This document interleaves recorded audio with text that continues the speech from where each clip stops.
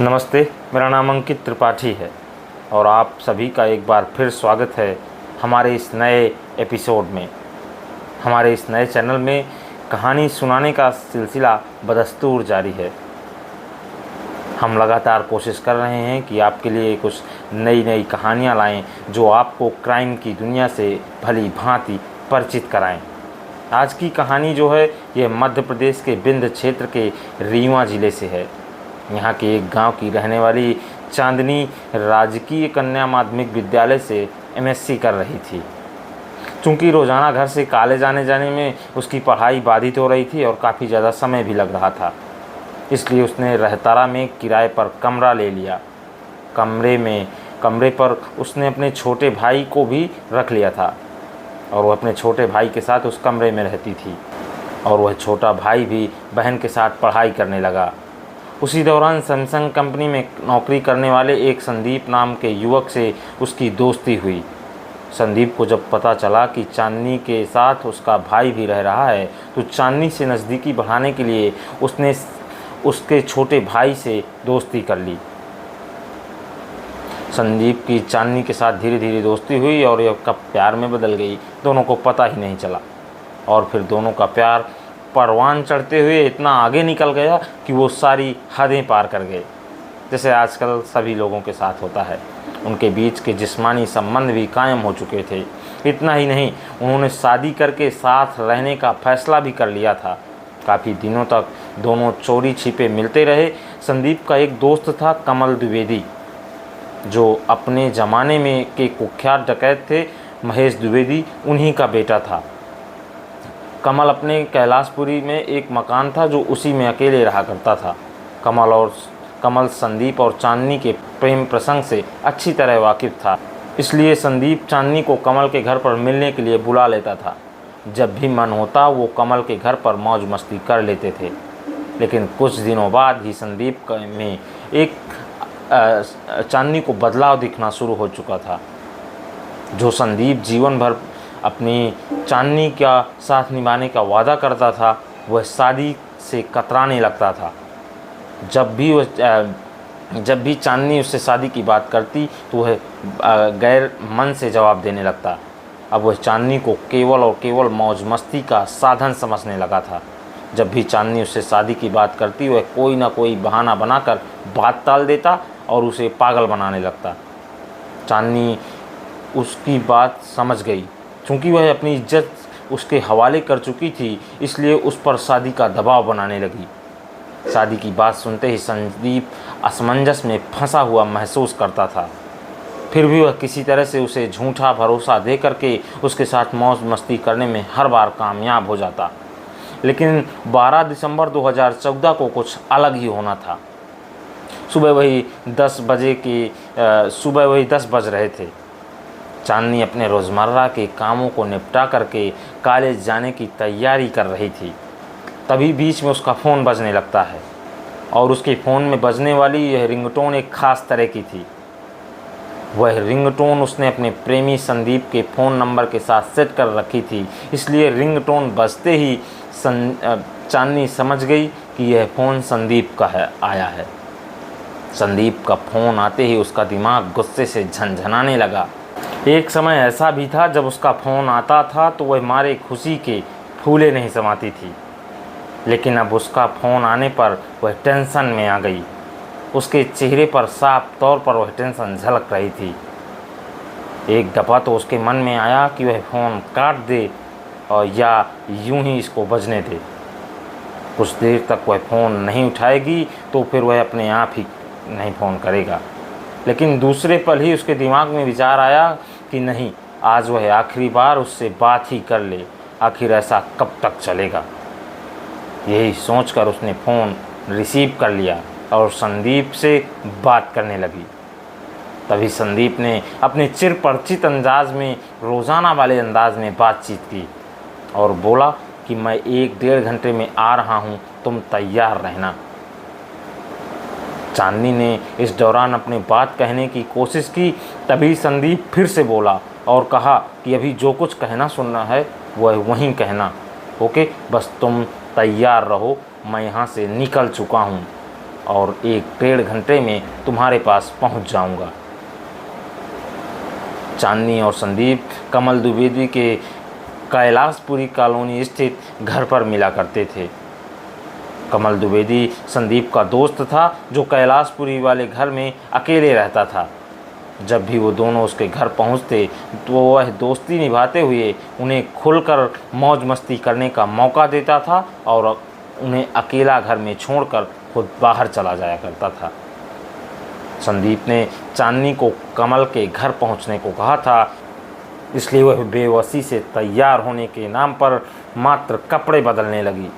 एक वक्त ऐसा भी था जब वह संदीप से मिलने कमल के घर जाती थी तो वह उसके पसंद के कपड़े पहनती थी। जिस प्रकार के जो पसंद वह संदीप बताता था वही कपड़े चांदनी पहना करती थी। जाने से पहले खूब मेकअप करती थी और बीच रास्ते में उसके लिए चॉकलेट और तमाम सामान खरीद कर ले जाती थी। लेकिन अब बात और थी। आज वह मन ही मन सख्त फैसला लेकर संदीप से मिलने जा रही थी। उसके मन में बेचैनी थी कि जाने आज भी संदीप उसके सवालों का ठीक ठाक जवाब देगा या नहीं, या हमेशा की तरह अपनी हवस की आग बुझाएगा और थोड़ा बहुत समझा बुझाकर दुलार पुचकाकर चलता बनेगा। इन्हीं ख्यालों में डूबी चांदनी ने कमरे पर अपने ताला लगाया। कमरे पर ताला लगाकर वह बाहर आ गई। सड़क पर धीरे धीरे पैदल चलती चांदनी अभी आधा किलोमीटर भी नहीं चली थी कि संदीप की बाइक उसके नज़दीक आई और खड़ी हो गई। तभी चांदनी बगैर कुछ कहे सुने कूद करके उसके पीछे वाली सीट में बैठ जाती है और संदीप तेज़ गति से बाइक चलाता हुआ कैलाशपुरी की तरफ निकल जाता है। वह इतनी नाराज़ थी कि उसने रास्ते में एक बार भी संदीप से बातचीत नहीं की। कमल ने जैसे ही अपने दोस्त को मासूका के साथ घर पर आते हुए देखा, हर बार की तरह वह चुपचाप घर से बाहर निकल गया। संदीप और चांदनी एक कमरे में चले गए। अंदर पहुंचते ही संदीप ने पहला काम दरवाज़ा बंद करने का किया। इसके बाद हर बार की तरह उसने चांदनी को अपने बाहों में भर लिया। वहीं चांदनी अंदर ही अंदर कुढ़ी जा रही थी। अपनी परेशानी में डूबी चांदनी को संदीप की यह हरकत बिल्कुल पसंद नहीं आई। उसने उसे झटक दिया और बेहद सख्त लहजे में कहा, आज यह सब नहीं चलेगा, पहले मेरे सवालों का जवाब दो। संदीप के ऊपर तो मिलन का भूत सवार था। प्रेमिका के व्यवहार से उसे झटका लगा। मौके की नज़ाकत को समझते हुए उसने अपनी जल्दबाजी और बेसब्री पर काबू में ही भलाई समझी, पर उसे इस बात का भरोसा था कि थोड़ी देर बाद नानुकुर के बाद चांदनी नॉर्मल हो जाएगी और उन दोनों के बीच संबंध बन जाएंगे, क्योंकि बीते कई सालों से दोनों के बीच इसी तरह से हो रहा था और हर बार वह चांदनी को उल्लू बना करके अपना काम कर रहा था और उसके साथ शारीरिक संबंध बनाकर अपनी हवस की आग बुझाता था। चांदनी हर बार उससे यही पूछती कि संदीप तुम शादी करोगे? आखिर हमारे इस रिश्ते का क्या नाम है? मैं खुद को भी मुंह दिखाने के लायक नहीं रही। उसकी बातों को संदीप एक कान से सुनता और दूसरे कान से निकाल देता था। उसका मकसद केवल अपनी वासना को शांत करना था, इसलिए वह किसी भी तरह से बहला फुसला कर रास्ते पर लाकर अपनी इच्छा पूरी कर लेता था और हर बार उसकी यही कहानी होती थी और हर बार वह यही करता था। इस तरह पिछले 2 सालों से वह भी अच्छी तरीके से चांदनी को जानता था कि कई दिनों से, क्योंकि इस तरह की बातचीत चल रही थी तो उसे लग रहा था कि थोड़ी देर बाद सब कुछ नॉर्मल हो जाएगा। काफ़ी देर तक वह प्रेमिका की बातों को सुनता रहा। चांदनी की बात पूरी हो जाने के बाद वह अपनी लच्छेदार बातों से उसे संतुष्ट करने की कोशिश करने लगा। मनमार करते हुए काफ़ी देर हो चुकी थी, लेकिन चांदनी उसकी बात मानने को तैयार नहीं थी। अपनी बातों से बहलाने की कोशिश करते हुए संदीप को लगभग 1 घंटे बीत चुका था। चांदनी ने भी शायद खुद को उसके सामने समर्पण न करने का फैसला बना रखा था। तभी तो जब भी संदीप उसे टच करने की कोशिश करता तो वह उसका हाथ झटक देती। जब काफ़ी देर हो गई तो संदीप झुंझला कर बोला, चांदनी तुम यह बताओ कि हमारे बीच ये सब पहली बार थोड़ी ना हो रहा है जो तुम इस तरह की बातें कर रही हो। तभी चांदनी गुस्सा होकर तेज़ आवाज़ में बोलती है कि पहले जो कुछ भी हुआ उसे भूल जाओ, लेकिन अब आगे बिल्कुल नहीं होगा। इसी जवाब के साथ संदीप के सब्र का बांध अब टूट चुका था और वह तेज़ी से चिल्लाते हुए बोलता है कि होगा, आज भी होगा, और प्यार से नहीं तो रिवॉल्वर के दम पर होगा। यह कहने के साथ ही उसने अपने जेब से रिवॉल्वर निकाल ली और चांदनी के सामने धता दी। बगैर डरे चांदनी बोली कि तो मुझे मारोगे, मेरी हत्या करोगे, तो लो फिर मार दो, आज तुम्हारी हरगिज नहीं चलेगी। चांदनी नहीं डरी तो संदीप और झल्ला उठा और बोला कि मैं मजाक नहीं कर रहा, सीरियसली कह रहा हूँ कि सीधे सीधे मान जाओ, नहीं तो। उधर से चांदनी बोलती है कि नहीं तो क्या। बस यही कहते ही संदीप ने उसके गुप्तांग पर निशाना साधते हुए गोली चला दी, जो कमर को चीरती हुई पार निकल गई। चांदनी ने कभी यह सोचा भी नहीं था कि जिस प्रेमी को वह अपना सब कुछ सौंप चुकी थी, हवस के लिए वह उसका खून कर देगा। वह इतना दुष्ट होगा कि मात्र हवस के लिए उस पर गोली चला देगा और उसके खून का प्यासा हो जाएगा। वह तो नाज नखरे दिखाकर उससे केवल और केवल शादी की बात पक्की करना चाहती थी। बहरहाल चांदनी को गोली लगते ही उसकी सलवार खून से लथपथ हो गई। संदीप ने प्रेमिका पर गोली तो चला दी, लेकिन खून देखते ही वह घबरा गया। उसके सिर से वासना का भूत पूरी तरह से उतर चुका था। अब उसकी समझ में नहीं आ रहा था कि आगे क्या करें। चांदनी असहनीय दर्द से जूझने लगी। संदीप से बोली कि संदीप, तुम मुझे अस्पताल ले जाओ, मैं किसी से नहीं कहूँगी और कि तुमने यह गोली मुझे मारी है। अस्पताल वालों और पुलिस से कह दूंगी कि सेलिब्रेशन होटल के पास एक मोटरसाइकिल पर सवार अज्ञात लोगों ने उसे गोली मार दी है। प्लीज़ मुझे जल्दी ले चलो। अब संदीप के पास कोई चारा भी नहीं बचा था और वह लगातार परेशान हो गया और उसका जो रवैया था वो पूरी तरह से चेंज हो चुका था। प्रेमिका की बात सुनने के बाद संदीप को भी लग रहा था कि चांदनी सच बोल रही है, इसलिए उसने फ़ोन करके अपने दोस्त कमल द्विवेदी को कमरे में बुला लिया और उसे संक्षेप में जानकारी दी कि हुआ क्या है। इसके बाद दोनों चांदनी को लेकर रीवा के नामी संजय गांधी मेमोरियल अस्पताल पहुंच गए और दोनों काफ़ी ज़्यादा घबराए हुए थे। कमल की परेशानी यह थी कि अगर चांदनी को उसके घर में कुछ हो जाता तो उसके लेने के देने पड़ जाते और उसकी यह दोस्ती उसे मुश्किल में डाल देती। लिहाजा वह संदीप का साथ देने को तैयार हो गया, इसलिए अपनी बोलेरो कार से वह चांदनी को अस्पताल दोनों लोग ले गए। आपातकालीन वार्ड में मौजूद डॉक्टरों ने चांदनी की हालत देखते हुए उसे तुरंत भर्ती कर इलाज शुरू कर दिया। मामला पुलिस केस का लग रहा था, इसलिए अस्पताल की तरफ से इस केस की सूचना पुलिस थाना सिविल लाइंस को दे दी गई। तभी वहां के थाना प्रभारी मोहन दुबे तुरंत अस्पताल पहुंच गए। उन्होंने लड़की का इलाज कर रहे डॉक्टरों से बात की। डॉक्टरों ने जब बताया कि लड़की बयान देने की हालत में नहीं है, तो उन्होंने लड़की को अस्पताल लाने वाले संदीप और कमल द्विवेदी से बात की। उनसे बात करने के बाद वह हैरानी में पड़ गए।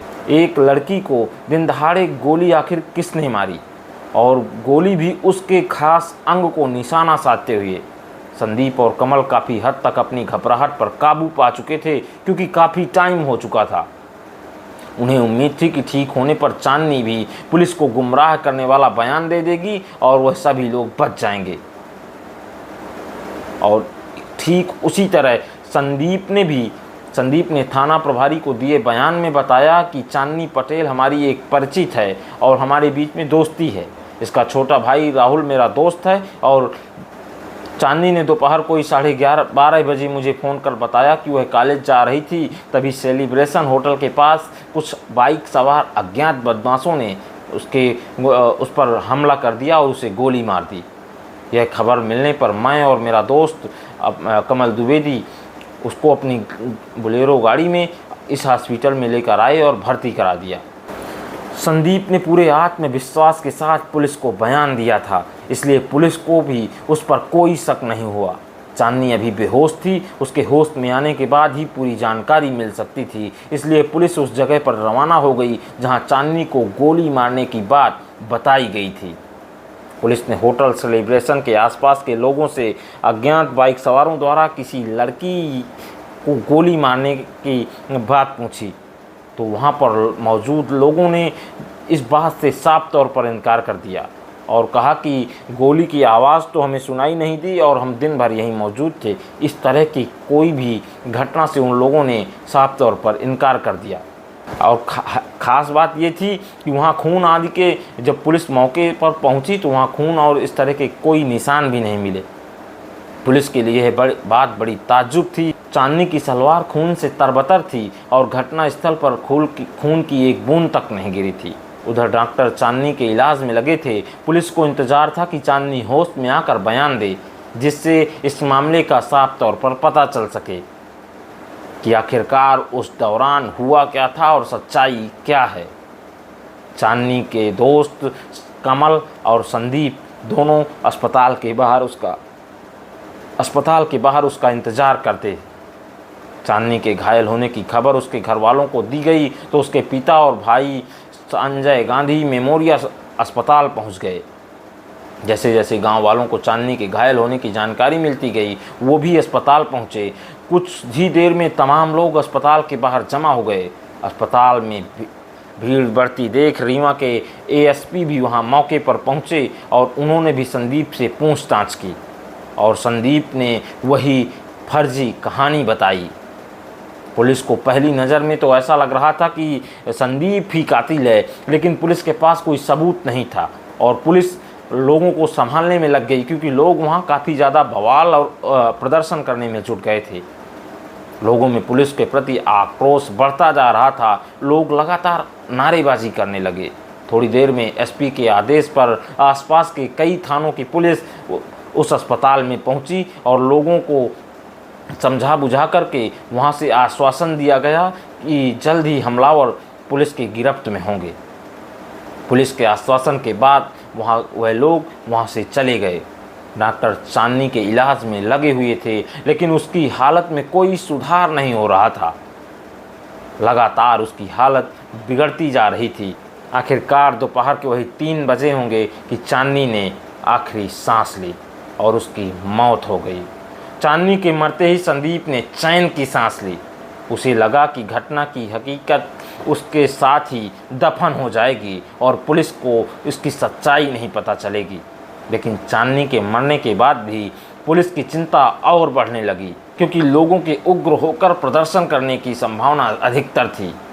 पुलिस ने फटाफट चांदनी का पोस्टमार्टम कराकर शव को परिजनों को सौंप दिया। इसके बाद पुलिस एक बार फिर होटल सेलिब्रेशन पहुंची। शायद इस बार वहां कोई हत्यारों का क्लू मिल जाए। पुलिस फिर से चश्मदीदों को तलाशने लगी। काफ़ी कोशिशों के बावजूद भी पुलिस को एक भी चश्मदीद नहीं मिला।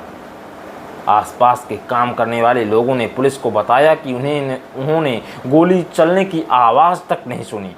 यह जानकर पुलिस को ताज्जुब हुआ कि इतनी बड़ी घटना हो गई और लोगों को पता तक नहीं चला। ऐसा कैसे हो सकता है, जबकि जिस इलाके में पुलिस थी वह काफ़ी भीड़ भाड़ वाला इलाका है। लोगों का आवागमन उस इलाके पर लगातार होता रहता है, क्योंकि वहाँ काफ़ी ज़्यादा भीड़ रहती है, बाज़ार भी है, लोग अपना ज़रूरतों का सामान वहाँ से खरीदते हैं।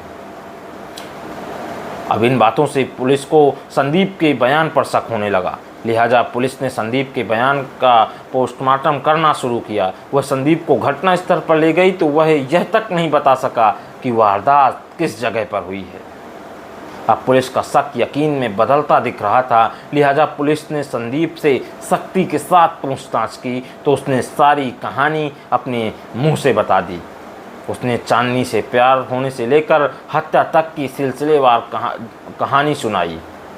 संदीप से पूछताछ करने के बाद पुलिस ने उसके दोस्त कमल द्विवेदी को भी सह अभियुक्त बनाकर गिरफ्तार कर लिया और दोनों आज जेल की सज़ा काट रहे हैं।